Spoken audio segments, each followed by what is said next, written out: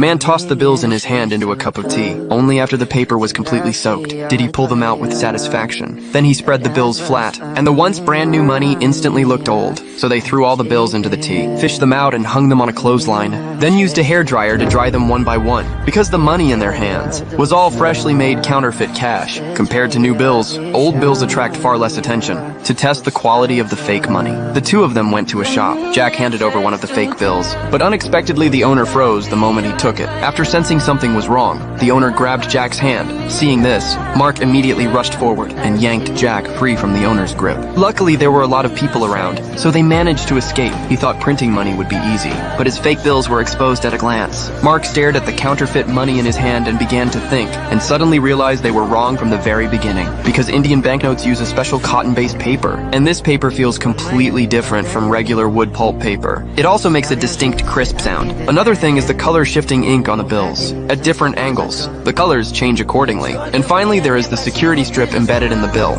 But to make high-quality counterfeit money, all the artwork on the bill must be hand-drawn, because the microtext on banknotes, even when scanned by the most precise machines in the world, will produce moire patterns. So the original design must be drawn by hand, then reduced in scale and engraved. After polishing and chemical treatment, the printing plate for the banknote is finished. But because cotton paper is strictly controlled by the Indian government, they had no way to buy it, so they could only look for substitute paper with a similar feel. After days of searching, Mark finally found some hope in an advertising booklet. They discovered that by bonding two sheets of paper together, not only did the texture feel extremely similar, even the thickness matched perfectly, as long as the paper was bleached, printed separately on both sides, and holes were punched on the front to insert the security strip, then glued together. It would form a perfect banknote. After solving the paper problem, they had to tackle the second issue, the color-shifting ink on the bill. This was when Jack came up with an idea. By mixing store-bought metallic paint and ink, he created a color-shifting effect that looked real enough. Then he brushed a layer of clear lacquer onto the bill, making it crisp and snappy. To verify the quality of this new batch of counterfeit money,